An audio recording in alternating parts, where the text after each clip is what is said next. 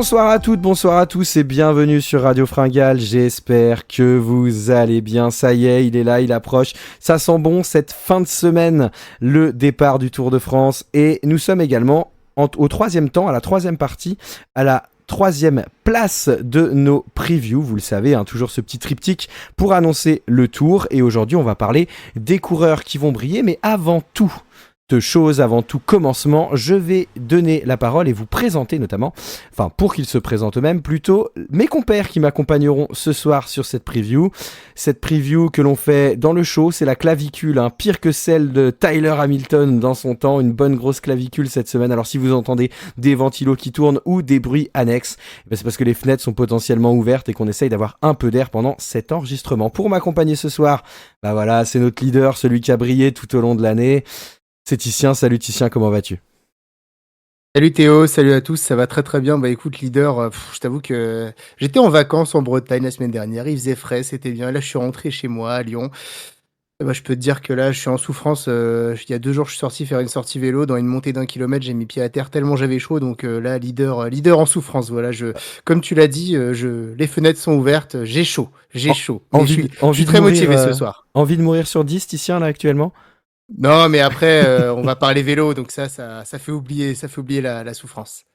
Celui qui n'est pas en souffrance, et si son micro n'est pas de très très bonne qualité actuellement, c'est parce qu'il est tout simplement au milieu de l'océan, entouré de tortues sur son radeau. C'est Lolo. Salut Lolo, comment vas-tu ? Ça va très bien, super la présentation. Un radeau, je sais pas, parce que j'ai la clim dans le bateau, tu vois. Donc je vais pas dire que c'est... Je pense que je suis peut-être en meilleure condition que vous pour faire l'enregistrement. Un radeau haut de gamme. Mais non, tout va bien. Tout va bien avec la belle vue, quoi. Magnifique. Écoute, j'espère que cette belle vue va te servir, car aujourd'hui, nous allons parler des coureurs qui vont briller. Ils sont nombreux et cette émission va se diviser en 3 parties, messieurs. Partie numéro 1. Nous allons parler du coureur qui, selon nous, va briller pendant ce tour. Voilà, va nous faire nous lever de notre canapé, va nous faire nous enflammer, celui qui va marcher sur les autres. Pas pour le classement général, mais que l'on va voir à l'écran très régulièrement. Deuxième point, on va parler un peu de petits plaisirs coupables. Alors, celui qu'on attend peut-être un tout petit peu moins, celui qu'on connaît des fois aussi un tout petit peu moins, mais c'est pas toujours le cas dans les noms qu'on a choisis. En tout cas, c'est pas forcément celui qu'on est sûr de voir briller à 100%. Et puis pour terminer, vous connaissez, c'est les fameuses fameuses boules de feu, et on vous présentera comme ça, à la volée des coureurs. On dira si oui ou non, on risque de les voir à l'avant, ou on risque de les voir nous faire rêver pendant ce Tour de France. On essaiera d'aller chercher des coureurs dont on parle pas forcément tout le temps, comme on a l'habitude de le faire dans cette rubrique, pour que on puisse parler d'un maximum de coureurs présents dans le peloton, vous le savez. Alors messieurs, sans plus attendre, nous allons nous lancer dans cette quête des coureurs qui vont briller sur ce Tour de France qui, je rappelle, va commencer en cette fin de semaine. Nous sommes très excités à cette idée de voir le Tour commencer, et peut-être même qu'on aura l'occasion de faire un petit Fringale live pré-Tour de France d'ici le départ. Titien, puisque tu étais au frais, que tu rentres de vacances, comme tu peux le constater à mon élocution, je pense que tu as le cerveau bien plus frais que le mien. Je te propose de commencer, selon toi, qui va briller lors de ce Tour de France ? Les gars, vous me connaissez, moi j'ai du mal à lâcher mes chouchous, et parce que je pense vraiment qu'il va briller sur ce Tour de France. Je pense que le coureur qui va éclabousser ce Tour de toute sa classe, c'est Mathieu Van Der Poel, comme c'est étonnant. Pourquoi Mathieu Van Der Poel ? Plusieurs raisons. Le parcours, un parcours qui est franchement fait pour Mathieu Van Der Poel. On se l'était dit à la sortie du parcours, avec cette première semaine notamment, avec quand même 4 belles étapes pour les punchers. En deuxième semaine, il y a cette belle étape de Toulouse, cette étape de Carcassonne pour les baroudeurs, et puis même en troisième semaine, les 2 dernières étapes, avec notamment ce petit cadeau qui est fait à Mathieu Van Der Poel avec cette magnifique étape de Montmartre. Alors je sais qu'il y a du débat sur cette étape, mais toujours est-il que pour un coureur comme Mathieu Van Der Poel, c'est du pain béni, avec cette dernière montée pour pur puncher à 5 km de l'arrivée. Donc un Tour de France qui, pour une fois sur le parcours, et contrairement aux années précédentes, va très très bien à Mathieu Van Der Poel. Et puis également, pour des raisons d'état de forme, Mathieu Van Der Poel, c'est vrai que ces 2 dernières années, il est arrivé pas très en forme sur le Tour de France, mais ça s'explique. Certes, en 2022, il sortait du Giro, Tour de France raté, mais 2023 et 2024, il préparait des grandes échéances, et il a bien eu raison, puisqu'il remporte le Mondial 2023 2 semaines après le Tour, et l'année dernière, il était encore en très grande forme sur les JO. Donc, il s'est servi ces 2 dernières années du Tour de France comme on va dire, monter en puissance pour ses objectifs. Mais cette année, il y a pas d'objectif juste après le Tour de France sur route pour Mathieu Van Der Poel. Et le Tour de France, c'en est un pour lui. On a pu le voir notamment, il se rassurait là-dessus sur le Dauphiné. Alors, il arrivait sur ce Dauphiné avec une condition plus qu'incertaine. On avait même annoncé Van Der Poel, il fera pas le Tour de France. Il a gravement chuté en VTT. Bon, il est arrivé sur le Dauphiné. Je crois qu'on l'a vu tous les jours. Il a porté le maillot vert quasi jusqu'au bout avant de se le faire chipper par Pogacar. S'il a pas gagné une étape, c'est parce que voilà, c'était un petit peu compliqué pour lui, mais quand tu vois Van Der Poel qui fait 5e d'un chrono, ça faisait tellement longtemps qu'il n'avait pas fait ça. À l'attaque, dès que ça montait, il était très très fort. Et encore une fois, il n'avait pas pu faire stage en altitude avant. Il sortait voilà de sa chute en VTT. Il a eu 3 semaines de l'or pour monter en puissance. Je pense qu'on va avoir du très très très gros Van Der Poel sur ce Tour de France. Je pense qu'il y a beaucoup d'objectifs à aller chercher. Le premier, c'est évidemment aller claquer une victoire d'étape. Je vois absolument pas Mathieu Van Der Poel en très grande forme louper à minima une victoire, voire pour moi, si je dois me prononcer, je le vois aller gagner 2-3 étapes. La plupart en première semaine, mais même sur les 2 dernières semaines, il aura encore 2-3 opportunités. Je le vois bien porter le maillot jaune, peut-être au soir de la 2e étape aussi, et puis pas le perdre forcément, je pense, lors du chrono, mais pourquoi pas avoir une opportunité encore de le récupérer après. En tout cas, je pense qu'on va avoir que du Van Der Poel tout feu tout flamme sur la première semaine. Et ma dernière take, c'est que Mathieu Van Der Poel, cette année, va jouer le maillot vert. Les étapes pour puncher de la première semaine, elles rapportent le même nombre de points que les étapes pour sprinter. 4 étapes pour puncher, 4 étapes pour sprinter. Mais ensuite, sur la deuxième moitié du tour, franchement, il y a quasi plus de sprint. Et Mathieu Van Der Poel, lui, en échappé, il va pouvoir aller, même sur des étapes plutôt comme celle de Toulouse-Vallonné, aller chercher des points. Donc Mathieu Van Der Poel également, je pense pour moi qu'il a une grosse occasion d'aller jouer ce maillot vert. Est-ce qu'il le remportera? Je sais pas, mais c'est un des gros favoris. À voir également comment ça va se passer avec Philipsen. Mais voilà, je sais pas ce que vous en pensez, les gars, mais moi, si je me prononce, c'est plusieurs victoires pour Van Der Poel, le port du maillot jaune et le maillot vert à la fin de ce Tour de France. Peut-être que je m'enflamme, c'est à vous de me le dire. Ah, je vais laisser les Néerlandais parler de néerlandais, si ça vous dérange pas. Tiens, je trouve que tu as dit à peu près tout ce qu'il fallait dire sur VDP. Il y a quelques questions quand même à poser sur. Tu disais qu'il n'avait pas d'objectif. Il me semble qu'il a quand même dit qu'il voulait gagner le meilleur arc-en-ciel en VTT, mais après sur route, il me semble que c'est à peu près fini. Et moi, je le vois aussi. Franchement, je le vois briller après ce Dauphiné où en fait il a été partout. Ça faisait très longtemps qu'on n'avait pas vu Van Der Poel comme ça sur une course par étape, je trouve. À essayer de garder vraiment à l'offensive et essayer d'aller chercher des points pour le maillot vert, c'était un peu plus compliqué. Mais justement, je pense que par exemple pour cet objectif du maillot vert, en fait, il va avoir un problème, c'est que déjà il y aura Philipsen dans l'équipe qui, je pense, va aussi un peu brider peut-être VDP à certains moments parce que le rôle va pas être défini clairement. Je sais pas si ça a été défini clairement ou pas. Et puis après, en fait, il y a un gros concurrent pour Van Der Poel au maillot vert, c'est Pogacar en fait, parce que il me semble que en fait, les points sont distribués un peu différemment, il me semble, sur ce tour. Donc, il va peut-être avoir des opportunités pour Pogacar en fait d'aller chercher ce maillot vert. Mais je suis sûr que si Van Der Poel est motivé et en bon état de forme, il ira claquer quelques étapes. Par contre, il va avoir de la concurrence, par exemple aussi, à voir ce que pourrait faire ses concurrents face à lui. En fait, on, je pense qu'il y a beaucoup de punchers avec des profils qu'on pourra présenter un peu plus tard peut-être, qui seront en concurrence avec lui. Et bah oui, ça me paraît tout à fait réaliste, même plus que réaliste qu'il fasse un très bon Tour de France et qu'il ait gagné des étapes, contrairement à ce qui s'est passé ces 2 dernières années où je sais pas si c'était à cause de son rôle ou pour les préparations, où il s'était vraiment servi de tremplin pour le Tour de France. Et là, je pense que ça va être un peu moins le cas et il aura à cœur de briller. Alors moi je vous rejoins totalement et j'irai même plus loin que toi Lolo sur le fait que moi je pense qu'il va avoir carte blanche même au sein de son équipe Van Der Poel pour jouer le maillot vert. Si je dis pas de bêtises au vu de la start list, on a Caden Groves qui sera aussi dans l'équipe en plus de Jasper Philipsen. Ce qui veut dire que même en fait chez Alpecin, j'ai l'impression que même si Philipsen est normalement le numéro 1, ça me fait un peu penser à l'époque où ils avaient emmené Van Der Poel, Merlier et Philipsen en même temps sur le Tour et où Merlier avait gagné assez tôt et Van Der Poel aussi et Philipsen avait couru un peu après son étape tout le Tour de France. Donc je pense que Mathieu Van Der Poel, de toute façon, c'est le patron de l'équipe. Philipsen, il n'aura pas son mot à dire et ce sera pas un frein pour qu'il puisse aller jouer le maillot vert. Donc le parcours lui correspond. Je pense aussi qu'il a tout ce qu'il faut pour aller en claquer une, voire plus. En revanche, je pense qu'il va y avoir deux choses. La première, c'est que là où il pourra être très très fort, il y a un autre mec qui est très très fort dans ce rôle-là, et peut-être même encore meilleur que lui, il s'appelle Tadej Pogačar. C'est-à-dire que quand on regarde un peu les boss et autres où Mathieu Van Der Poel pourrait potentiellement décrocher un peu tout le monde, il y a des chances qu'il y ait au moins un mec qui décroche pas. Et la deuxième chose, c'est qu'on l'a vu aussi pendant le Dauphiné, Mathieu Van Der Poel, maintenant, il commence aussi à avoir la pancarte. On l'a vu dans notamment l'étape où ils étaient en échappée, là, et où tout le monde se disait, bah voilà, clairement, là, il va pouvoir aller la gagner et tout. Il commence à avoir la pancarte. Mathieu Van Der Poel, on sait que c'est aussi un mec qui donne pas tout, enfin, si, donne tout pour gagner, je vais m'expliquer parce que sinon ça va mal être compris. Ce que je veux dire, c'est qu'il va pas sauter dans toutes les roues. Si jamais il doit laisser partir un coup parce que les autres veulent pas bosser, bah il va laisser partir quoi. Il l'a déjà fait plusieurs fois et il sait utiliser aussi les autres pour pas trop se fatiguer, mais quand il y a plus personne qui veut rouler, c'est pas toujours celui qui va rouler pour ramener.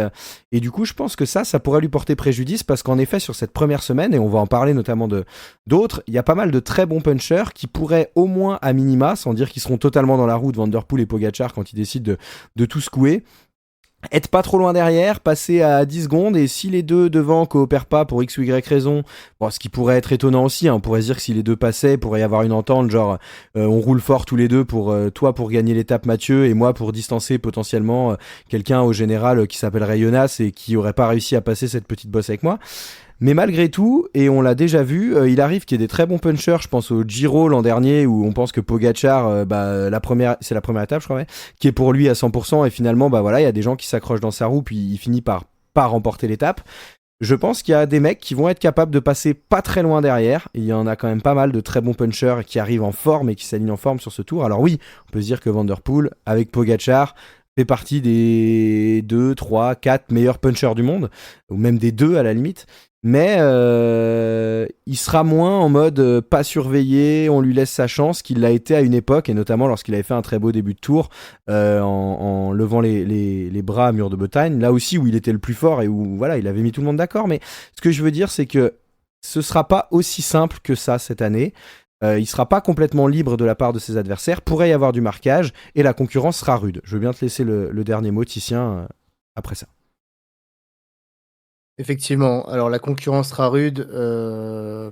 Pour autant, on a bien vu que ces mecs-là, ils sont quand même un peu au-dessus du lot quand ils le veulent. Donc, moi, la seule crainte que j'ai, vous l'avez exprimé, c'est Tadej Pogačar qui, par exemple, ferait deuxième de toutes les étapes où Van Der Poel fait premier, et qui ensuite, sur les autres étapes où Van Der Poel peut moins briller, va chercher beaucoup de points. Donc, effectivement, plus qu'un sprinter, finalement, peut-être que Tadej Pogačar, encore une fois, après l'avoir privé du maillot vert sur le Dauphiné, pourrait le priver du maillot vert sur ce Tour de France. Mais ça, on verra. En tout cas, je croise fort les doigts. Et malgré tout, je pense que Van Der Poel va nous sortir un très, très gros Tour de France.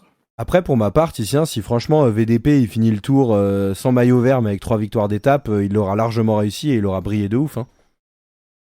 Ouais, je Oui, pense oui, aussi, oui, bien sûr, mais j'ai l'impression que c'est un peu l'occasion là quand même. Il y a pas de, voilà, il y a rien après le Tour de France. Sa saison de route normalement elle est finie après ce tour. Après il sera sur le VTT à fond.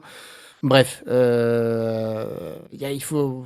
Si c'est pas cette année, je pense que le maillot vert, ce sera compliqué d'aller le chercher plus tard. Ouais, puis il a tellement donné les années précédentes pour Philipsen que je pense que clairement en interne il aura les mains libres. Oui, Personne oui. viendra lui mettre un coup de patin, comme on dit. Lolo, je te propose. Je vais enchaîner, je pense, parce que j'ai un coureur. Alors, sans dire qu'il pourrait Vas-y. faire de l'ombre à Oui. Mathieu Van Der Poel, je pense qu'il peut faire. C'est un profil similaire. Ouais, pas complètement, mais pas loin. Et puis, toi, le coureur que tu vas nous présenter, je veux pas spoiler, mais il apportera un autre débat où on reparlera peut-être de coéquipier de Mathieu Van Der Poel dans ce débat-là. Moi, celui que j'ai envie de vous présenter, messieurs, c'est Kevin Vauquelin. Voilà, Kevin Vauquelin.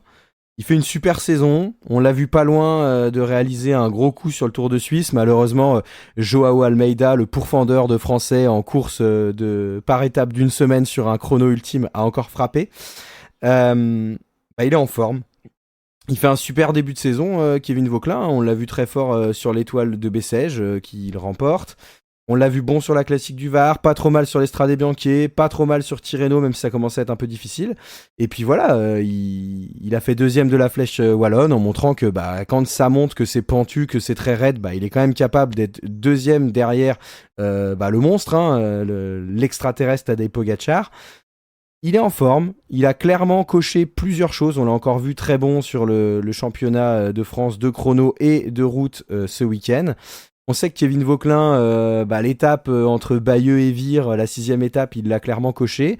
Il a un profil pour être devant tout le temps sur cette première semaine.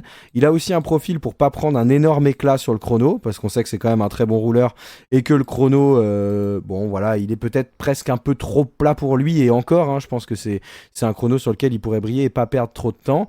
Et on sait pas, peut-être aller chercher un petit maillot jaune s'il a pas fait, s'il y a pas de gros écarts qui sont faits et que ça laisse partir l'échappée dans l'étape Bayeux-Vire, et puis potentiellement derrière le garder encore un petit peu, parce qu'en fait je pense que celui qui aura le maillot jaune à la sortie de Vire, si c'est un gars qui passe pas trop mal les côtes type Kevin Vauquelin, il pourrait le garder un petit moment si jamais l'échappée a pris de l'avance.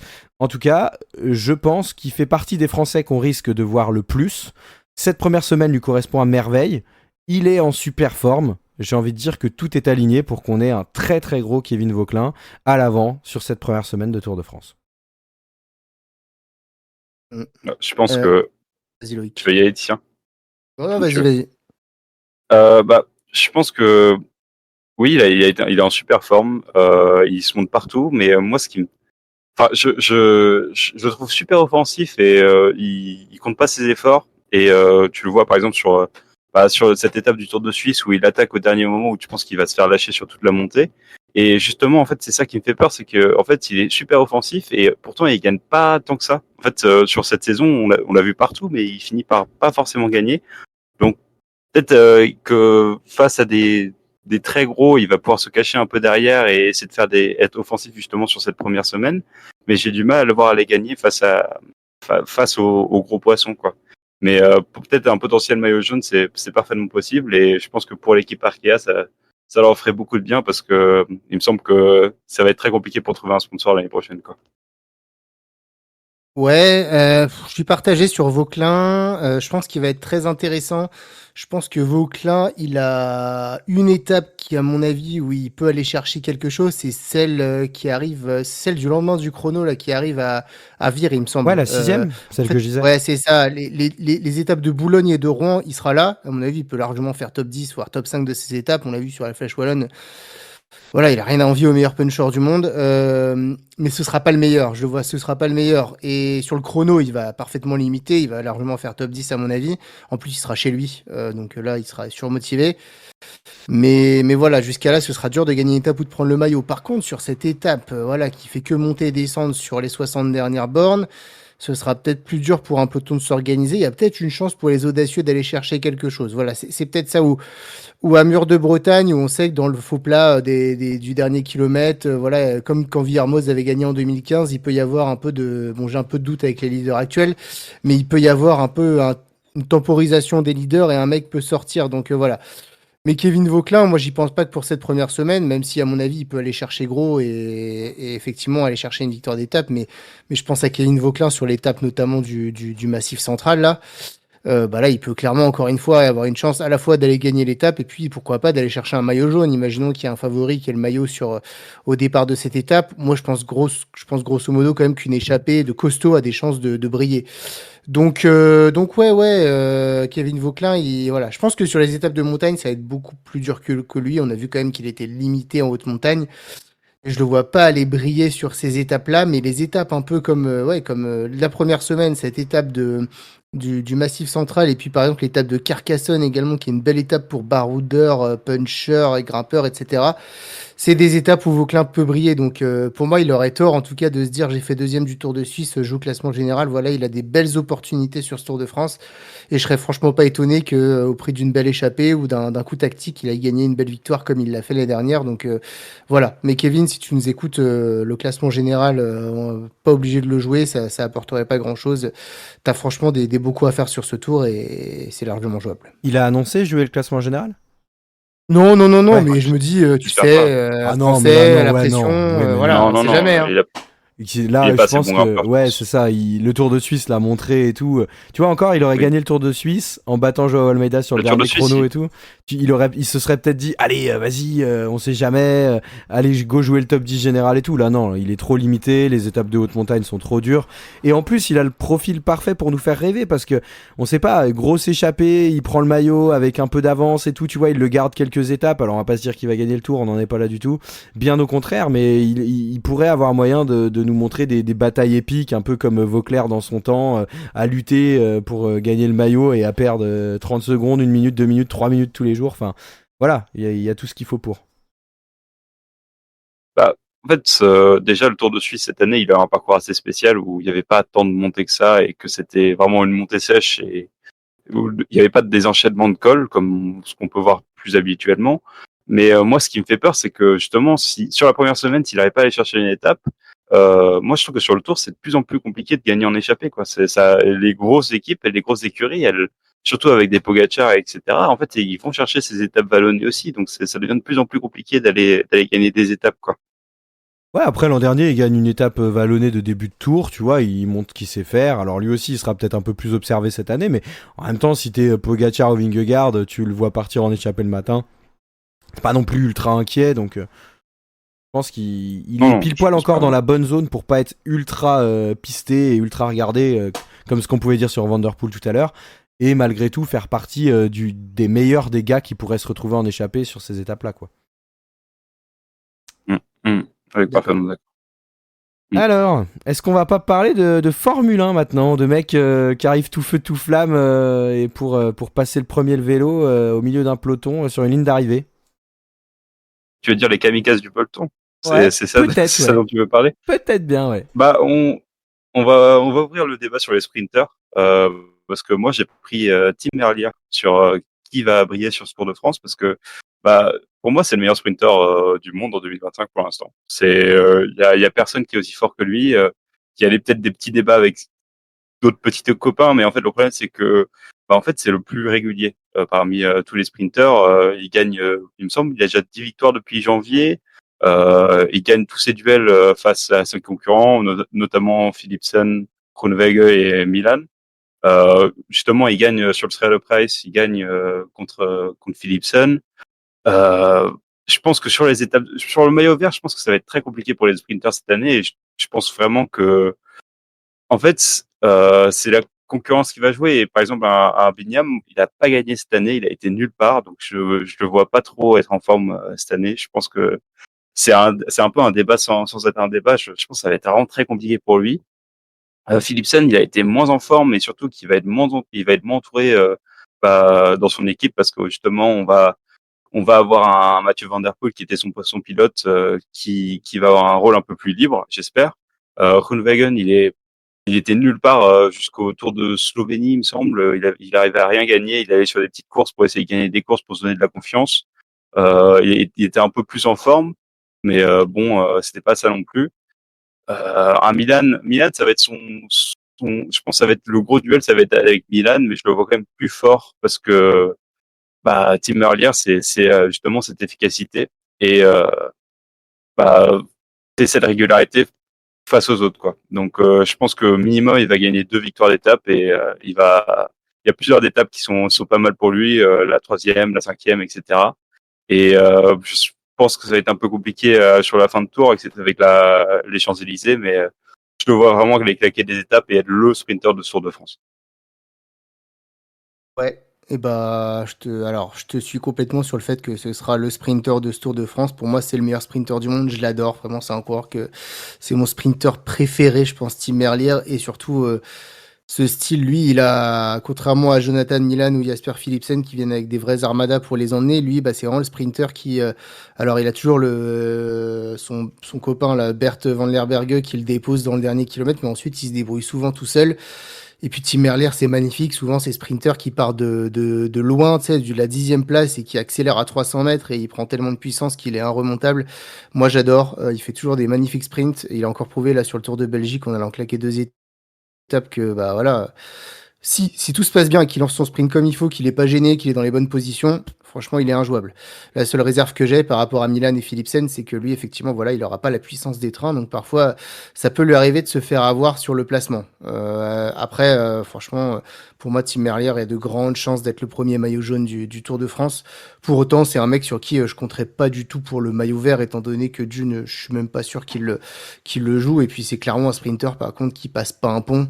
Je sais pas s'il ira au bout de ce Tour de France, parce que franchement, après l'étape du premier dimanche, enfin du deuxième dimanche, là, de Châteauroux, l'étape 9, il doit rester quoi? Vraiment une étape pour les purs sprinters, qui est celle de Valence. La dernière étape du Tour, là, on n'est même pas sûr qu'il passe, les sprinters, donc je sais même pas s'il ira au bout du Tour, mais dans tous les cas, sur la première semaine, il y a 4 sprints, je serais pas étonné qu'il en claque au moins 2 ou 3, quoi. Voilà. Donc ouais, j'adore Tim Merlier et je te suis à fond. Je pense que ce sera le meilleur sprinter de ce Tour de France et que on va le voir briller dans son beau maillot de champion d'Europe. Alors moi je vous rejoins totalement sur le fait que j'adore aussi Tim Merlier, que je trouve qu'il a mis du temps à revenir au niveau auquel il est cette année. Il était très bon l'an passé aussi. En fait, il a mis du temps à s'imposer chez Quick-Step pour être aussi fort que ce qu'il avait pu être à un moment chez Alpecin. J'en parlais tout à l'heure dans le fonctionnement d'Alpecin à deux sprinters. J'avais eu du mal, moi, en 2020, de le voir si fort au début. Non, je dis 2020, 2021 2021. 2021, pardon. À le voir aussi fort au début, puis finalement, après, être le poisson de pilote de Philipsen, puis ça passait à côté à chaque fois. Puis ensuite, j'avais un peu de mal à comprendre parce que l'année suivante, ça a été plus difficile pour lui. Et finalement, c'est lui qui était parti d'Alpecin, qui avait décidé de miser sur Philipsen. Alors, on pourrait dire grand bien leur en a pris, parce que Philipsen a eu de super résultats depuis. Mais je trouve que Merlier, là, il est vraiment de retour, même s'il a quand même gagné toutes les années suivantes, mais à un niveau de dingue, et au niveau qui fait de lui probablement le meilleur sprinter du monde. Je dis probablement parce qu'en face de lui, il y a l'autre mec qui pour moi est actuellement le meilleur sprinter du monde. Je pense qu'il se partage ce leadership, c'est Jonathan Milan. Jonathan Milan, il est monstrueux. Je pense qu'il a les mêmes qualités de puissance qu'un Tim Merlier. Je pense qu'à ce niveau-là, ils sont pas loin d'être au même niveau. Et en effet, peut-être que Merlier est plus à l'aise pour se débrouiller tout seul, mais on est sur le Tour de France et on l'a vu plusieurs fois. C'est pas toujours le sprinter le plus fort qui gagne, c'est aussi souvent celui qui est le mieux emmené. Et en fait, Tim Merlier, il est chez Quick-Step. Quick-Step, ils ont aussi Remco, comme tu l'as dit. Titien, il a pas un train pour lui, il a son poisson pilote qui est là, mais derrière, qui va réellement être mobilisé à 200% quand il faudra également protéger Remco dans les arrivées. Et de l'autre côté, chez la Trek, on a une équipe qui est complètement faite autour de Jonathan Milan. Et j'ai peur que Merlier il puisse se faire enfermer parce qu'il y aura plusieurs trains. Alors même s'il est très très fort, je donnerais quand même pour moi, au vu du niveau actuel, qui pour moi est assez similaire entre Milan et Merlier, même si je mets Merlier un tout petit peu devant, je mettrais quand même la priorité à la capacité d'avoir un train de dingue. Alors peut-être pas pour la première étape, puisque peut-être que Quick-Step aura tout intérêt à tout faire sur cette première étape pour avoir le premier maillot jaune par l'intermédiaire de Merlier. Mais voilà, en tout cas, ça va être, j'allais dire un duel, mais comme on disait en off tout à l'heure, plutôt une truelle de ouf entre Philipsen, Milan et Merlier. Mais moi, je vous avoue que mon cœur va plutôt à Milan. Bah, en fait, c'est juste que. Vas-y, Titien. Non, je voulais juste donner une anecdote. Cette année, Tim Merlier, quand il était engagé sur une course par étape, il a toujours gagné le premier sprint de sa course par étape. Et puis surtout, voilà, Tour de France 2021, premier sprint du Tour, il le remporte. Giro 2024, premier sprint du Giro, il le remporte. Donc voilà, la stat est assez impressionnante et on sent bien que voilà, ça cote quand même pour être le premier maillot jaune. Avec ces stats-là, elle est assez élevée, hein. Bah, en fait, moi, c'est juste que j'ai l'impression qu'il y a moins de trains que certaines années. Par exemple, sur ce Tour de France, il y a l'Alpecin, il y a la Lidl. Mais après, qu'est-ce qu'il y a d'autre comme train pour aller amener des gros sprinters? Ouais, mais j'ai envie de dire, c'est suffisant. Enfin, Milan, le train qu'il a, on sait que pareil, hein, Milan, s'il est déposé à 300 mètres parfaitement, j'adore Merlier, mais je suis pas sûr qu'il soit capable de le passer, quoi. Et d'ailleurs, Titien, comme tu dis, hein, Merlier avait gagné le premier sprint du Giro en 2024. On s'était dit, waouh, c'est certainement lui, au vu de sa victoire, qui risque d'être le sprinter qui va écraser ce Giro et tout. Et en fait, derrière, le mec qui écrase le Giro, c'est Milan, quoi. Donc peut-être pas pour. Après, Milan, il est aussi Milan, il passe un peu mieux les bosses aussi qu'un Merlier, tu vois. Il est un peu Oui. plus. On l'a C'est un peu vrai. vu évoluer là-dessus. Ouais, c'est clair. Mais en puissance pure, je trouve qu'ils sont pas trop loin et ouais. En fait, Ah oui, Milan a cet avantage d'avoir un train, mais Milan, j'ai l'impression il faut que tout se passe bien. Si tout se passe bien, ça fonctionne. S'il est déposé parfaitement à 200 mètres, bah là, avec sa puissance, c'est parti. Mais on l'a vu l'année dernière au championnat d'Europe, Milan, il perd totalement son train dans le dernier kilomètre. On a l'impression qu'il sait plus quoi faire. Et Merlier qui part à 300 mètres de la 20e position du peloton. Enfin, il a une pression de survitesse. Voilà. Donc effectivement, Milan aura le plus gros train de ce Tour de France. Philipsen aura lui le meilleur poisson pilote de ce Tour de France. Mais j'ai l'impression que Tim Merlier est le meilleur sprinter. Donc en tout cas, c'est clair il y a pas de mec qui se détache. Ça va être intéressant entre ces trois-là sur la hiérarchie du sprint. Même si Philipsen, je pense qu'en vitesse pure, il est battu maintenant. Mais ouais, c'est ça qui va donner un petit peu enfin, le duel, en tout cas, moi, entre Merlier et Milan, ça m'intéresse pas mal, et notamment au vu de ce premier maillot jaune. je pense qu'il y a aussi beaucoup d'équipes qui vont aller jouer des sprints sans aller chercher les victoires, mais qui vont juste aller chercher des points UCI. Et du coup, ça va faire qu'il y aura il y aura beaucoup de monde autour des sprinters. Très bien, messieurs. Alors, maintenant que nous avons présenté chacun en long, en large et en travers celui qui, selon nous, allait être le plus brillant sur ce Tour de France, on va maintenant parler, plutôt de nos coups de cœur. Alors, messieurs, je vais commencer, si ça vous dérange pas. Je vais parler d'un coureur que j'aime beaucoup,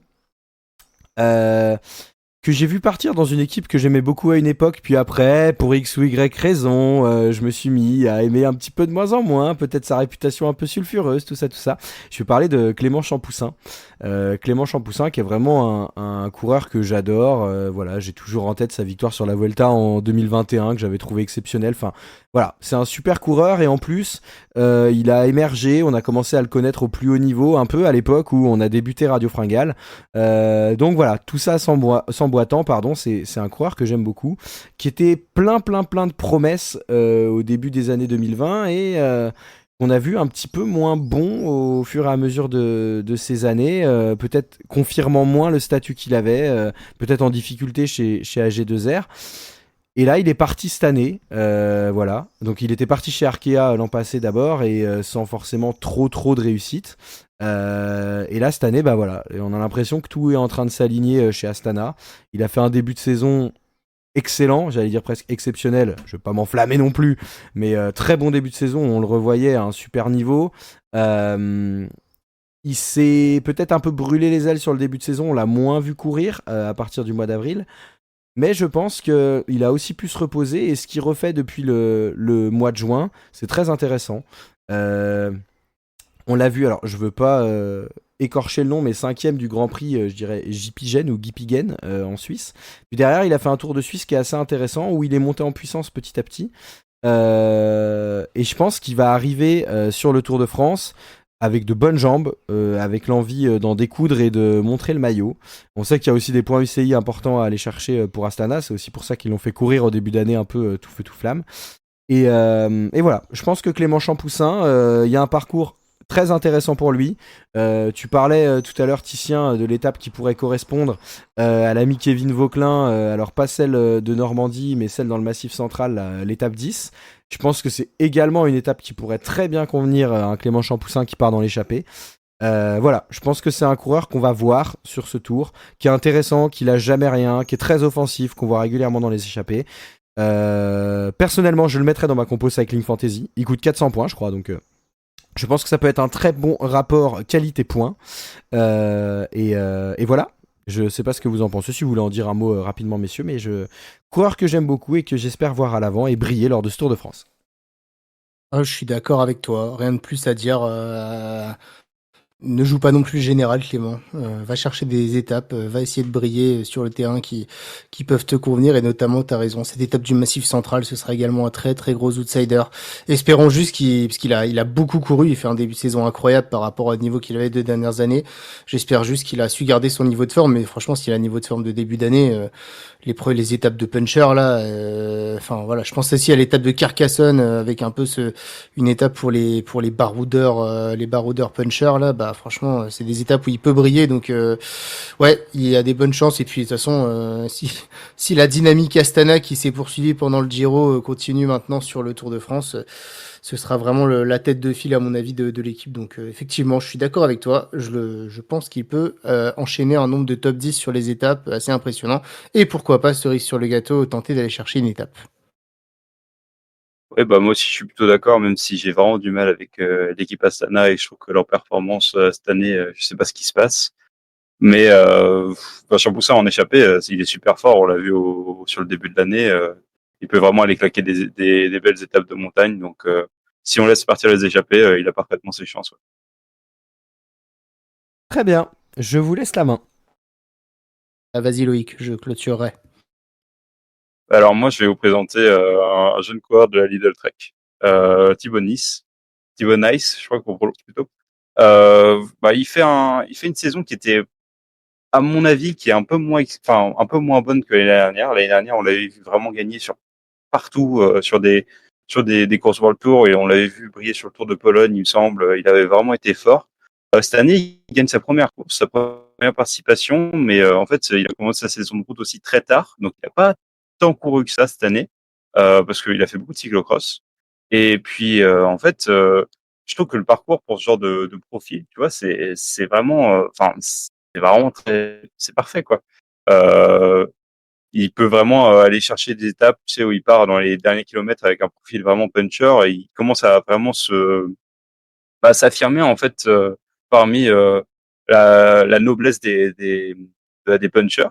Je pense que il me semble sur Liège-Bastogne-Liège, sur un parcours qui était vraiment très compliqué, il fait cinquième, il fait une bonne flèche, il est toujours bien placé. Je pense vraiment que ses derniers résultats sont pas si exceptionnels que ça, mais en fait, je pense qu'il s'est vraiment concentré sur le Tour et il a fait vraiment une préparation pour le Tour de France. Donc, je le vois vraiment aller chercher une étape. Hmm. Je suis partagé. Je pense qu'il va être très fort, mais sur la première semaine. Je pense effectivement que c'est déjà un des tout meilleurs punchers du peloton. Tu le mets en bas d'une rampe de 1 km à 10% avec tout le peloton. Il finit dans les 5 premiers, ça j'en suis sûr. Mais effectivement, ces dernières semaines, il n'a pas montré de grands résultats. Il a été malade sur le Tour de Belgique. Il était largué sur son championnat national, là. Donc, écoute, je sais pas. Après, s'il arrive en très grande forme, effectivement, la première semaine au punch, franchement, tu vois, une côte comme le mur de Bretagne, ça lui convient quand même parfaitement. Après, c'est un peu l'inconnu. Il a 22 ans. Il fait des demi-saisons, Thibaut Nice, avec ses saisons de cyclocross en plus. Donc, je sais pas. Après la première semaine, je sais pas si on le verra beaucoup, puisque les étapes de montagne, ça va pas tellement lui convenir. Et après, il y aura encore des étapes pour lui. Mais est-ce que j'ai encore des questions, moi, sur son endurance sur une course qui est lancée de loin? Et on sait que les étapes du Tour de France en échappée, ça part de très loin. Le punch, il l'a. La pointe de vitesse aussi. Il est très, très fort maintenant. Voilà, il va découvrir le Tour de France, il va découvrir ce que c'était. Moi, je me souviens qu'avant les classiques ardennaises, on s'était un peu enflammé en se disant attention à Thibaut Nice. Moi, j'y croyais. Et puis finalement, on a bien vu que voilà, quand la course était rendue difficile, c'est un peu plus dur on va dire que ses qualités de puncher se tassent un petit peu. Donc, oui, Thibaut Nice, je pense qu'on va beaucoup le voir. Il va faire beaucoup de top 10 d'étapes sur la première semaine. Il peut même aller gagner une étape, pourquoi pas, même si ça sera difficile. Voilà. Sur la durée de ce Tour de France, j'attends vraiment de voir, mais peut-être qu'il va nous étonner et éclabousser de son talent au Tour de France, c'est tout ce que je lui souhaite, mais je préfère pas m'enflammer et voir, voilà. En tout cas, c'est clair que s'il brille pas sur la première semaine, ce serait quand même assez décevant parce qu'elle convient parfaitement à ses qualités. Donc oui, là, sur cette première semaine, je l'attends. Mais par exemple, lui, il est à 600 ou 800 sur Cycling Fantasy, là, je pense que je vais pas y aller parce que Cher, je suis pas sûr c'est qu'il ça. soit rentable. Un peu cher. Et Bah écoutez messieurs, alors là franchement j'ai rien de plus à dire que vous en avez très bien parlé, donc je te laisse la main Titien pour présenter ton coureur.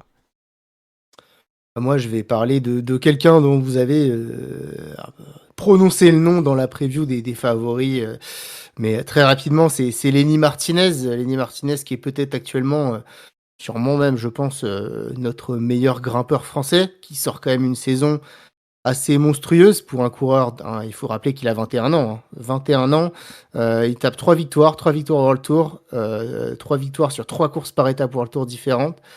Paris-Nice, il bat sur une côte de puncher grimpeur quand même tout le gratin. Il y avait notamment un Matteo Jorgensen très très fort, Joao Almeida, voilà, enfin il tape tout le monde. Clément Champoussin, je sais pas si vous le connaissez. Ouais, Clément Champoussin, exactement. Non, mais il y avait du très très beau Placé, monde. Hein, placé. il y avait du Skelmos, Vingegaard, enfin voilà, il y avait du monde. Sur le Tour de Romandie, bah carrément, il montre des qualités de punch et notamment, on attendait Lenny Martinez enfin sur une ascension très longue et c'était une ascension de 20 bornes sur le Tour de Suisse et il tient tête à Joe Almeida qu'on annonce comme un gros candidat au podium cette année qui est juste monstrueux. Il le bat et puis il perd ce Romandie sur un contre-la-montre, mais voilà, il perd ce Tour de Romandie pour même pas 30 secondes, donc c'est vraiment pas passé loin. Et puis sur le Dauphiné, alors certes, Lenny Martinez, il a des trous d'air, il a peut-être mal digéré son stage en altitude, en tout cas, il a mal démarré ce critérium du Dauphiné, mais il a su parfaitement rebondir en dernière étape et il sort quand même une dernière étape magistrale parce que franchement, il arque tous ses compagnons d'échappée et puis dans le col final, il perd pas tant que ça finalement sur les grands favoris. Donc voilà, je pense qu'on va avoir du grand Lenny Martinez sur ce tour. Moi, c'est un coureur que j'aime bien. J'aime bien en fait les petits grimpeurs là, un peu qui galèrent sur le plat, qui savent pas trop rouler. Voilà, donc typiquement Lenny Martinez, c'est le genre de coureur que je vais bien aimer. Je suis partagé. Vous allez me dire ce que vous en pensez. D'un côté, j'ai envie qu'il joue le classement général pour l'apprentissage de ce qu'est le Non, classement général, parce qu'un non, jour, non, il non. faudra bien quand même qu'il le joue. Et au bout d'un moment, alors oui, c'est bien beau de lui dire joue pas le classement général, parce qu'effectivement, je pense qu'il a plus à gagner à pas le jouer en termes sur le moment, mais sur le long terme, j'ai envie de me dire joue-le. Après, s'il le joue, effectivement, je pense qu'il peut finir entre la 5e et la 10e place s'il fait un beau tour, mais on l'a bien vu l'année dernière, les gars entre la 5e et la 10e place, on les voit pas, mais en tout cas, ce sera intéressant pour lui de le jouer. Et s'il le joue pas, je pense que là, pour le coup, on peut vraiment entendre parler de Lenny Martinez. Il a quand même typiquement les qualités pour gagner le maillot à poids. C'est un grimpeur, mais c'est un grimpeur qui punch très très bien, et ça, c'est hyper important. On l'avait vu avec Giulio Ciccone ou avec Richard Carapace l'année dernière et en 2023. Il faut arriver à faire taper des grands sprints en haut d'école et être un excellent grimpeur, ce qu'est Lenny Martinez. Et moi, s'il joue pas le classement général, bah pour le coup, j'annonce que Lenny Martinez aura à minima une victoire d'étape, plus pourquoi pas le maillot à poids, parce que franchement, s'il se met en tête de le jouer, on l'a bien vu comment il a humilié un Enric Mas ou un Ben Illy dans la dernière étape du Dauphiné, il leur est largement supérieur sur des étapes de montagne, donc voilà, dites-moi ce que vous en pensez, moi je suis assez partagé, mais dans tous les cas, que ce soit sur un classement général ou sur plutôt des étapes et le maillot à poids, je pense que Lenny Martinez, il va sortir une très très grande perf sur ce Tour de France. Vas-y Lolo. Bah, moi, je suis d'accord. Je pense qu'il peut vraiment aller chercher des étapes, mais je veux vraiment pas qu'il joue le général. Il est encore super jeune. Faut pas. Je sais que la Bahreïn l'a recruté pour soi-disant pour faire un podium sur le Tour de France, mais c'est pas le moment encore. Il doit apprendre. On l'a vu sur ce Dauphiné. En fait, en chasseur d'étapes, et je pense que ce serait un super maillot à poids, et je pense qu'il peut nous faire vibrer en échappée et aller chercher des super points en montagne. Et il a vraiment un profil où, bah, par exemple sur la flèche, il fait quand même 4e, il est au pied du podium. C'est quelqu'un qui a quand même un très bon punch. On le voit gagner, sur des petits groupes, etc. Mais je veux vraiment pas qu'il joue le général. Il a pas les qualités en chrono encore. Et je pense qu'à l'endurance, pour l'instant, enfin, a, il a gagné sur la Vuelta. Il avait eu du maillot rouge, je pense, à un moment. Il était tombé malade. Sur le dernier Tour de France qu'il fait, c'était une énorme erreur de la part de la Groupama de le faire courir. Et je pense que c'était plus une question de sponsor, le fait qu'il ait couru, et ça l'a totalement cramé. Et c'était un peu dégueulasse ce qui s'est passé. Et cette année, je pense que c'est vraiment, il doit prendre ça comme un grand tour d'apprentissage, mais qu'il soit offensif et qu'il n'aille pas chercher un général, quoi. Moi, je suis comme toi, Titien, je suis partagé, mais je souhaiterais qu'il ne joue pas le général, mais j'aimerais bien qu'il joue le général à son insu, à l'insu de son plein gré. Dans le sens où, voilà, ça me dérange pas qu'il perde un peu de temps, qu'il ait l'occasion de partir en échappée, qu'il nous fasse une belle échappée de grimpeur où potentiellement il reprend du temps, et puis le lendemain de sa victoire, je sais pas, soit dans les Pyrénées, soit on soit là. Ah mais attends, avec cette opération, il revient pas trop mal quand même, Lenny. Et tu vois qu'il soit dans une bonne position pour potentiellement retourner dans une échappée et revenir se replacer réellement au général, ou alors justement pour se dire, bon écoutez, j'ai gagné mon étape, il reste 2-3 étapes de montagne là je vais essayer de m'accrocher. En fait, je vais faire les meilleures étapes possibles et pourquoi pas aller chercher un top 10 ou mieux en la jouant comme ça. Je souhaite pas le voir dès le début jouer le général parce que s'il le fait, clairement, il ira pas chercher de victoire d'étape. Par contre, je pense que voilà, il peut nous faire un peu comme Ben O'Connor a pu le faire à l'époque sur le Tour de France, une très très belle échappée où voilà, il est super bien placé à la fin de cette échappée là, puis après il essaye de résister tout au long du tour parce que pour le coup ce serait un bel apprentissage pour le général et que pour moi, comme je l'ai dit, s'il en gagne une déjà en montagne, ça m'ira très bien. Je préférerais qu'il nous fasse un 6-7e place au général avec une victoire d'étape en s'étant battu ensuite tous les jours pour conserver une belle place plutôt qu'un maillot à poids personnellement, mais voilà. Ouais, pas de pression en Parce que- fait. Moi, je suis d'accord avec lui. Dans tous les cas, il y a pas de pression. Mais je prends l'exemple d'Isaac Del Toro qui a exactement le même âge qu'Lenny Martinez. Mhm. Il n'était pas annoncé pour jouer au classement général, mais finalement, bah voilà, Lenny Martinez c'est aussi un puncher comme l'était Del Toro. Bah la première semaine du Giro et la première semaine du Tour, c'est des étapes de puncher. À la fin, il s'est retrouvé bien placé et il a continué à le jouer. Moi, si Lenny Martinez finalement, à part se relever volontairement sur les 3-4 étapes de plat de la première semaine. Je vois pas comment Il à va la pas fin de sa cette première valise. semaine, pardon? Bah, il va pas une valise sur le chrono de camp, il va avoir du mal. Hein. Oui, mais il va prendre 2 minutes, mais de toute façon, il joue pas dans la même cour que les 3 premiers, mais derrière, sur des adversaires directs, voilà, il sera pas non plus à 10 minutes, quoi. Et ensuite, en montagne, on a bien vu que les écarts, ils peuvent se faire, donc, et moi, j'irais quand même bien. Je pense qu'il peut pas trop perdre de temps sur le début du tour, même s'il en perdra un peu. Mais s'il est à 3 minutes du podium, j'ai envie de dire à la fin de la première semaine, il va pas se relever sur la première étape d'Otakam pour se dire bon bah maintenant, voilà, il va quand même se jauger. Évidemment, s'il voit qu'il est complètement largué, là, vaut mieux faire le chrono en dedans de Peragut par exemple et se prendre 10 minutes et ensuite jouer les étapes. Mais c'est juste que la seule manière d'être vraiment largué en première semaine, complètement largué, au-delà du chrono où il perdra pas non plus 10 minutes c'est de se relever. Et je suis pas sûr qu'il le fasse, donc attendons. Mais des fois, il y a des coureurs qu'on n'attend pas forcément et puis qui nous surprennent. Et voilà, Lenny Martinez, de base, je me dis pas qu'il a un potentiel inférieur à Isaac Del Toro sur un grand tour. Donc, parce qu'on n'en sait rien finalement, il a que 21 ans et on juge sur 2 grands tours qu'il a eu. Donc là, j'ai l'impression qu'il a pris de la caisse. Donc bref, tout ça pour dire que j'ai pas du tout de pression pour jouer le classement général. Et au bout d'un moment, s'il est largué, il est largué. Mais voilà, je l'exclurai pas de cette course-là sur ce Tour de France. Voilà. Très bien, Je pense messieurs. pas que pour l'équipe, c'est quand même beaucoup. Bah, pour Bah, l'équipe, c'est quand même plus intéressant de le voir briller et gagner des étapes et chercher un maillot à poids. Oui. Mais après, il y a le Tour de France là, le court terme, et puis il y a le long terme, la construction de sa carrière. Et quand tu payes un coureur 3 millions, je pense pas que ce soit juste pour gagner un maillot à poids. Enfin, je pense qu'il y a des Anthony Charteau ou des coureurs comme ça qui sont payés bien moins, qui sont allés chercher des maillots à poids, quoi. Donc, et je dévalorise pas du tout le maillot à poids. Je dis juste que voilà, encore une fois, les derniers coureurs sont allés chercher le maillot à poids, c'est parce qu'ils n'avaient pas, franchement, les cannes pour aller gagner un classement général. Carapace, au début du tour, l'année dernière, il jouait le classement général. Hein. Il a complètement explosé sur l'étape du Galibier. Et Ciccone, il a complètement explosé en début de tour. Et de toute façon, c'est pas un coureur de classement général, donc il allait chercher le maillot à poids. Mais voilà, c'est quand même rare les coureurs qui, au début du Tour de France, depuis longtemps maintenant, se disent tiens, j'ai un niveau de fou et je vais juste viser le maillot à poids. Donc, voyons comment se passe la première semaine, faisons le point et ensuite, dans tous les cas, le maillot à poids, il va se jouer sur la montagne. Donc, voilà. Mais tu vois, Lenny Martinez, rien que qui va gagner à Mur de Bretagne, c'est pas déconnant non plus. Donc, je pense pas qu'il va être du tout largué sur la première semaine. Mais comme tu le dis, dans tous les cas. Il n'y a aucune pression pour lui d'aller jouer un classement général à son âge. Ça, je suis d'accord avec vous. Je serais pas du tout déçu s'il le fait pas. alors, messieurs, il va falloir passer au Fire Bullet pour clôturer cette émission, histoire que nous ne restions pas non plus 2 heures à parler des coureurs qui vont briller, même si on le pourrait. Mais vous connaissez, algorithme YouTube, tout ça. Il faut qu'on essaye de se restreindre un petit Dans le peu. camp. Premier coureur, j'attends de votre part que vous me disiez si oui ou non, selon vous, il va briller. Et éventuellement, pour les coureurs un peu moins connus, si vous avez un petit argument à rajouter, je prends. On va commencer avec notre ami Louis Barré. Bah, tu peux commencer, tiens, où tu y vas. Vas-y. Bah, je pense que Louis Barré, il a un profil où cette année, pour moi, sur les championnats de France, il m'a impressionné. Sur ce Dauphiné, il m'a impressionné.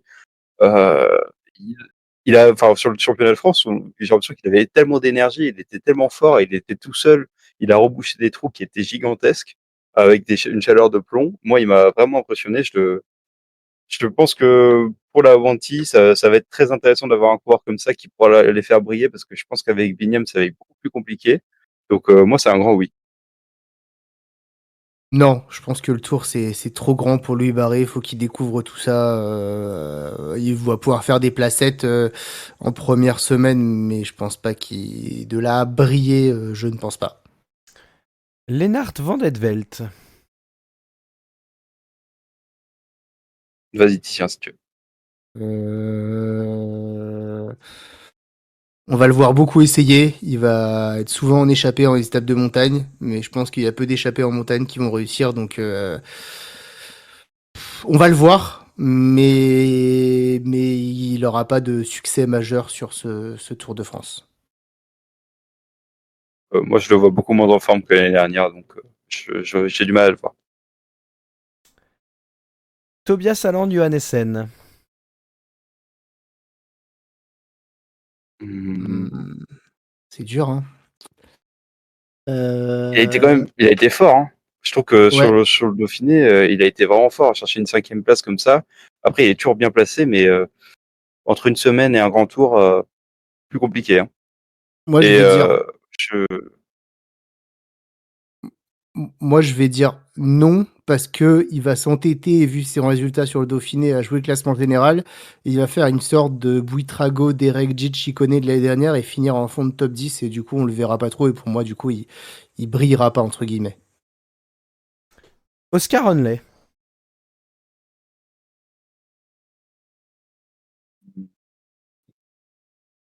Non, pas tous en même temps, messieurs, attendez. oui, oui, pour moi, oui. Il fait 3e du Tour de Suisse. Son équipe a vraiment besoin de quelqu'un qui brille. Je pense que ça peut briller. Enfin, peut-être chercher un fond de top 10. Ah, moi, je le vois jouer les étapes et ce sera un de mes peut-être deux, trois favoris sur l'étape du Massif Central. Donc, oui, je le vois briller Oscar Onley. Je pense qu'il va montrer tout son talent. Il arrive enfin en forme sur un Tour de France. Donc, yes, c'est un grand oui pour moi aussi. Très bien. Nelson Paoles. Non, il Bah, va faire des échappées. vas-y. Ouais, il va tenter des échappées. On a vu ce qu'il a pu faire sur les Flandres. Euh, je pense que ça va être compliqué d'aller gagner des étapes, mais il sera placé en tout cas. Aramburu. Non. Il a pas la forme de l'année dernière, mais Cofidis a tellement besoin de points et je pense qu'il va être placé tout le temps et il va aller chercher des points à UCI partout. Skelmose Mathias. Ouah, c'est compliqué. C'est compliqué parce que je trouve qu'il a, enfin, il a le profil pour aller chercher un général. En fait, j'ai l'impression que la Lidl Trek a fait un choix, c'est choisir les sprinters. Euh, il a pas, il a été un peu malade cette saison. Ça a été un peu compliqué et en même temps, il nous a fait des gros résultats aussi en début de saison face à des Pogacar. Donc, ça peut nous surprendre. Moi, je pense que, comme Tobias Holland Johansen, il va jouer le général et il va faire un fond de top 10 invisible sur toutes les étapes. Donc, ce qui est dommage parce que lui, en échappé, je pense qu'il pourrait faire très mal. Mais donc, après, à voir si c'est brillé ou pas. Mais pour moi, il finira dans le top 10, mais plutôt dans cette dernière partie de top 10 qu'on ne verra pas sur le tour. Romain Grégoire.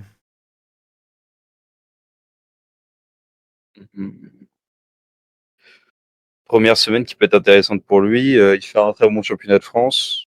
Euh, il gagne sur la Fonardèche. Il a été super bon sur le Tour de Suisse et en tout cas, il a la forme pour lui. Ouais, moi je pense qu'il va briller surtout sur cette première semaine. Je pense que ça va être trop juste pour gagner une étape face au monstre Pogacar, Van Der Poel en première semaine, mais qui va vraiment se mêler à la lutte et être pas loin de la victoire sur ses premières étapes pour Puncher. Je pense qu'après sur la deuxième moitié de tour, on le verra en échapper, mais je pense pas qu'il gagnera. Mais je pense vraiment qu'il va jouer du dérailleur avec les tout meilleurs sur les étapes qui lui conviennent. Mauro Schmid. Moi, il m'a impressionné. Personnellement, Nico? sur le Tour de... Ah, on faut Pardon? appeler Nico là. C'est ça, Ah exactement. oui. Bah là, on en a 2 pour lui, hein. Bah, moi, je trouve qu'il m'a impressionné. Enfin, sur le Tour de Suisse, il était partout en échappée.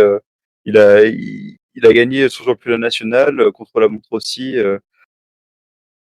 Il attaque bien en descente. Ça peut être une bonne surprise. Il va pas forcément être suivi, donc je pense que ça va être pas mal. Ouais, typiquement le genre de coureur qui, sur les 2-3 étapes pour baroudeur, pourrait tirer son épingle du jeu. Pourquoi pas une victoire de Mauro Schmidt, tiens, sur ce Tour de France? Allez, ça va être ma take. Il va Marc gagner une étape. Hirschi, Non, le on Mauro le verra Schmidt pas. vieillissant. On ne le verra pas. Voilà. Ah, t'es dur, Titien, quand même. Ah Non? bah franchement, t'as vu ses résultats depuis le début de l'année?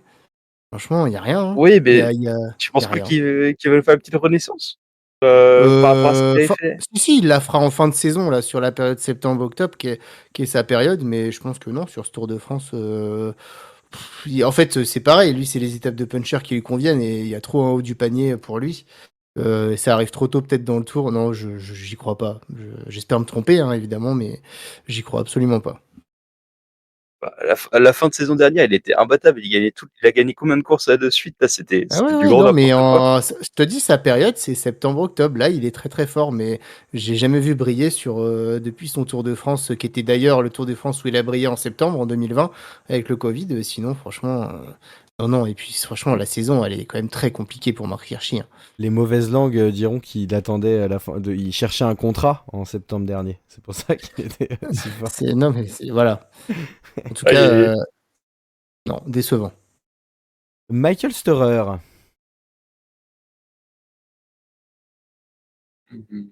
Mhm. Il va être fatigué pour moi. Ça va être un peu plus. Euh, Typiquement le genre de coureur qui, à 5-6 ans, aurait pu gagner une belle étape en baroudeur montagnard en dernière semaine. Mais Tadej Pogacar va remporter toutes les étapes de montagne, donc non, malheureusement, il se passera pas grand-chose pour Michael Storer. Pour terminer, notre Marc Hirschi à nous, non, j'abuse, il faut pas dire ça, c'est vraiment méchant et sa carrière est hautement plus grande. C'est Julien Alaphilippe, notre ami Julien qu'on a vu bien en forme sur le Tour de Suisse. Alors, coup de chance sur le Tour de Suisse ou on a un Julien qui va nous faire nous lever du canapé pendant ce Tour de France? Moi, personnellement, j'y crois pas. Je trouve il a vraiment perdu du punch. Sur de Suisse, il s'accroche, mais il a peut-être un peu brillé au général, mais c'est vraiment compliqué pour lui. Je pense, non, j'y crois pas, moi. Ça donne des sous à la Ouais, Tudor. ouais, c'est compliqué et je pense qu'il est revenu à un bon niveau. Il fait un super Tour de Suisse, mais non, mais il y a trop de monde en puncher. Maintenant, il y a trop de monde pour qu'il brille. Alors, Julien Alaphilippe, on va le voir dans plein d'échappées. J'ai l'impression que je pense que c'est le genre de coureur qu'on va voir tous les jours. Il va nous donner du baume au cœur, mais je pense qu'il sera toujours battu. Enfin, puis voilà, il court malheureusement, même s'il est toujours très très fort, mais il court toujours n'importe comment un petit peu. On l'a encore vu sur le Tour de Suisse. Il tape des attaques, on sait pas pourquoi, au milieu d'ascensions qui sont extrêmement dures. Enfin bref. Mais non, il va nous enflammer le Tour, ça c'est sûr. Mais il va pas briller au sens où voilà, il y aura pas de succès. Je suis même pas sûr qu'il y ait des podiums d'étape, mais on peut être sûr que Julien, ce sera un des plus gros animateurs de ce Tour de France. Très bien, messieurs, et ben, je dois vous Peut-être avouer aller que... chercher, Oui, vas-y, pardon, Lolo. peut-être aller chercher une étape comme sur le Giro l'année dernière, un peu à deux avec quelqu'un qui l'aide, quoi. Il faudrait que quelqu'un ait envie, en effet, de tout donner pour l'emmener jusqu'à la ligne. Mais ouais, après, pourquoi pas. C'est toujours pareil, hein, il suffit qu'il soit dans le bon jour, que ce soit le jour où ça part. Mais il y aura des clients, on l'a vu, hein, malheureusement, dans toutes les échappées. Il faudra voir réellement à quel niveau est revenu Julien Alaphilippe pour qu'on soit complètement informé. Bah, écoutez, messieurs, je crois que notre émission va tranquillement toucher à sa fin. Est-ce que vous voulez rajouter un petit quelque chose avant qu'on rende l'antenne? Ah non, mais J-4, donc trop hâte d'être retour. Franchement, malgré tout, c'est la meilleure période de l'année, donc non, c'est trop d'excitation là, donc je suis trop content. Pareil, j'ai tellement hâte. Et puis, bah, tout le monde ne gagnera pas sur ce tour, tout le monde ne brillera pas, malgré tous les noms qu'on a donnés. Et en fait, il y a trop de noms. Et c'est ça qui est super, c'est le niveau de cette course est juste sidéral, quoi.